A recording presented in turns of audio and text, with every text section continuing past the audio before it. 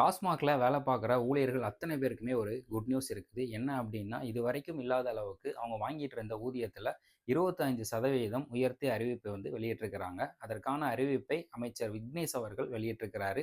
So அதன் அடிப்படையில இதுவரைக்கும் வெறும் ரூ. 14,030 வாங்கிட்டு இருந்த உதவி விற்பனையாளர்கள் இதுக்கப்புறமா ரூ. 17,925 ஊதியமா வாங்க போறாங்க. ஸோ இதுவரைக்கும் வெறும் ரூ. 15,530 வாங்கிக்கிட்டு இருந்த விற்பனையாளர்கள் இதுக்கப்புறமா ரூ. 19,413 ஊதியமா வாங்க போறாங்க.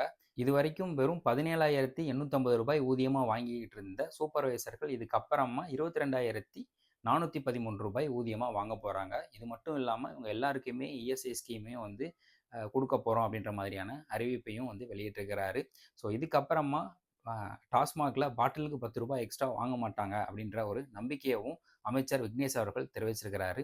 இப்ப இருக்கிற விலைவாசியில வெறும் ஒரு ரூ. 17,900 வச்சு ஒரு குடும்பத்தை ஒரு தனிநபரால நடத்த முடியுமா அப்படின்ற ஒரு சந்தேகம் நமக்கு எழுது. அதற்கான பதிலை நீங்க கமெண்ட் செக்ஷன்ல சொல்லுங்க. மீண்டும் உங்களை வேறொரு பதிவில் சந்திக்கிறேன். நன்றி.